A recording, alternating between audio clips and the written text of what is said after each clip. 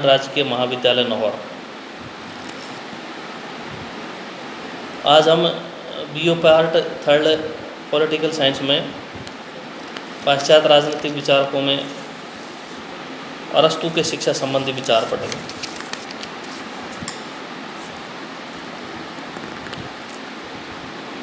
अरस्तु ने अपने राजनीतिक विचारों में ये कहा कि राज्य का जो उद्देश्य है वो ये है कि व्यक्ति को शुभ जीवन प्रदान करें।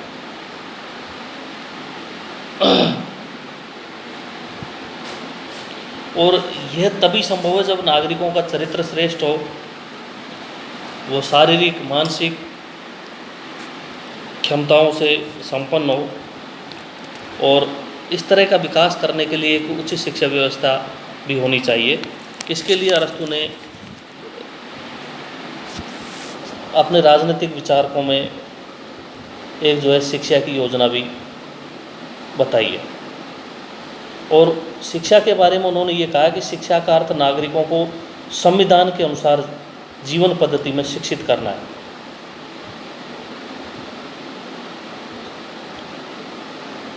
शिक्षा के बारे में अरस्तु का ये मानना है कि शिक्षा जो है जन्म से ही शुरू हो जाती है।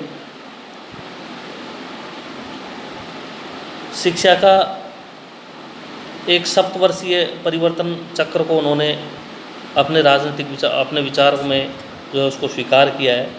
और उन्होंने जो शिक्षा व्यवस्था है उसको 3 भागों में विभाजित किया है। एक जन्म से 7 साल, एक 8 से 14 साल और एक 15 से 21 साल। इन 3 एज ग्रुप में के हिसाब से वो जो है शिक्षा व्यवस्था बनाता है अपनी। तो सर्वप्रथम वो कहता है कि शिक्षा जन्म से चालू हो जाती है, और शिक्षा जन्म से लेकर 7 वर्ष की आयु तक जो शिक्षा चलती है वो शिक्षा का एक तरह से प्रथम क्रम होता है, प्रथम चरण होता है। इस आयु वर्ग में बालक को जो है संपूर्ण शिक्षा माता पिता के नियंत्रण में दी जाती है, और इस एज ग्रुप में जो है खाने पीने और शारीरिक विकास की ओर, बच्चे के शारीरिक विकास की ओर पर्याप्त ध्यान दिया जाता है। उसको अंग संचालन का अभ्यास कराया जाता है। गर्मी सर्दी आदि जो है सहन करने की क्षमता उसमें विकसित की जाती है। मानसिक शारीरिक रूप से जो है बच्चे को एक तरह से मजबूत बनाया जाता है, क्योंकि स्वस्थ शरीर में ही स्वस्थ मस्तिष्क निवास करता है। और इस एज ग्रुप में जो है बच्चों को श्रेष्ठ कथाएं भी सुनाई जानी चाहिए, ताकि उनमें जो है उन कथाओं को सुनकर जो है अच्छे संस्कार विकसित हो। उसके बाद जो दूसरा चरण चलता है वो है 8 से 14 वर्ष की आयु का। इस ग्रुप में जो है संपूर्ण प्रबंध राज्य के द्वारा किया जाता है, और इस एज में जो है वो कहता है कि बच्चे को उचित शारीरिक व्यायाम करवाया जाना चाहिए। उनके किशोरों के जो है एक तरह से नैतिक विकास पर ध्यान देना चाहिए। उनको संगीत की शिक्षा प्रदान की जानी चाहिए,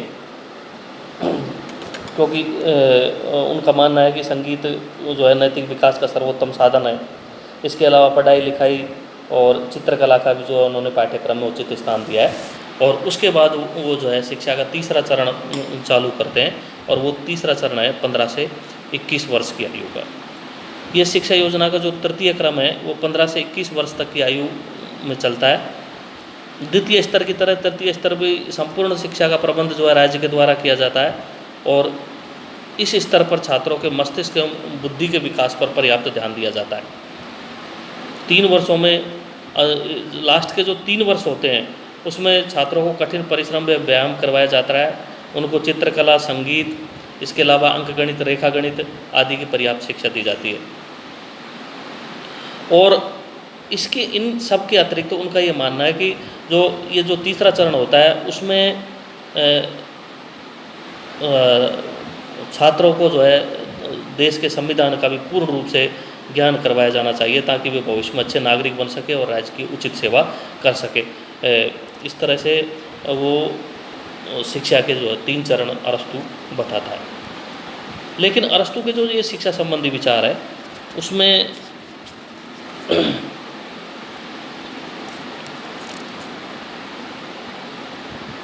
कई कमियां हैं, और उनकी हम इस प्रकार आलोचना कर सकते हैं कि एक तो बौद्धिक शिक्षा की अवधि कम है।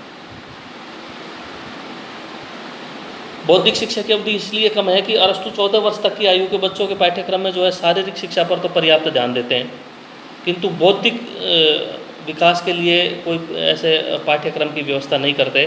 15 वर्ष की आयु में बौद्धिक शिक्षा वो बौद्धिक शिक्षा का प्रारंभ करते हैं। तो हम ये कह सकते हैं कि बौद्धिक शिक्षा का जो है प्रारंभ वो काफ़ी देर से करते हैं, और उनकी कुल अवधि भी जो है कम ही रखी गई है। दूसरी उनकी ये आलोचना है कि अरस्तु केवल जो है नागरिकों के लिए शिक्षा की व्यवस्था करता है, और अरस्तु के अनुसार नागरिक केवल वे व्यक्ति होते हैं जो शासन कार्य में भाग लेते हैं। इस प्रकार राज्य के एक विशिष्ट वर्ग के लिए शिक्षा योजना स्वीकार की गई है, और समस्त जनसंख्या का जो एक बहुत बड़ा भाग है जो जिनको नागरिकता का दर्जा नहीं दिया गया है, वो शिक्षा के अधिकार से वंचित रखे गए हैं। यानी कि कृषक और शिल्पी वर्ग को जो है शिक्षा के अधिकार से वंचित रखा गया है, तो सबको जो है समान शिक्षा की व्यवस्था नहीं की गई है। तीसरी आलोचना हम ये कर सकते हैं कि जो है राज्य के द्वारा नियंत्रित शिक्षा प्रणाली इन्होंने स्वीकार की है। तो ये जो होता है ये शिक्षा का एक तरह से राज्यीकरण होता है, इसलिए ये हम ये कह सकते हैं कि एक तरह से एक अलोकतांत्रिक शिक्षा पद्धति है, और इसका समर्थन नहीं किया जाना चाहिए। शिक्षा पर राज्य का नियंत्रण नहीं होना चाहिए।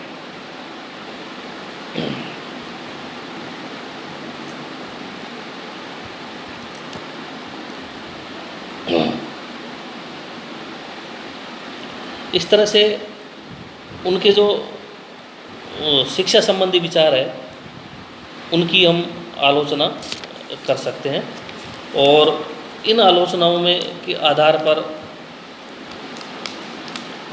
इन आलोचनाओं के बावजूद हम इस बात को हमें स्वीकार करना होगा कि अरस्तु की जो शिक्षा योजना थी, अरस्तु की जो शिक्षा पद्धति थी, वो एक तरह से थोड़ी व्यवहारिक थी और यथार्थवादी थी।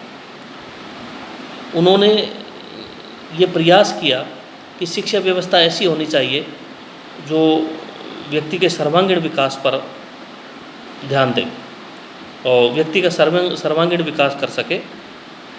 व्यक्ति का शारीरिक विकास हो, नैतिक विकास हो, बौद्धिक विकास हो, इस तरह की शिक्षा व्यवस्था होनी चाहिए। दूसरी ओर उन्होंने ये भी अपनी शिक्षा व्यवस्था में ये बात भी स्वीकार की और ये बात भी उन्होंने बताई है, जो कि अच्छी बात है, कि वो शिक्षा के माध्यम से राज्य की जो राजनीतिक आवश्यकता है उनकी पूर्ति करना चाहता है। इसलिए वो शिक्षा का जो तीसरा चरण है उसमें वो ये व्यवस्था करते हैं कि छात्र को जो है संविधान का पूरा तरह से ज्ञान करवाया जाना चाहिए, ताकि वो अच्छा नागरिक बन सके और राज्य की सेवा भी कर सके। तो जो शिक्षा योजना है अरस्तु की, वो शिक्षा योजना काफ़ी व्यवहारिक है और यथार्थवादी भी है।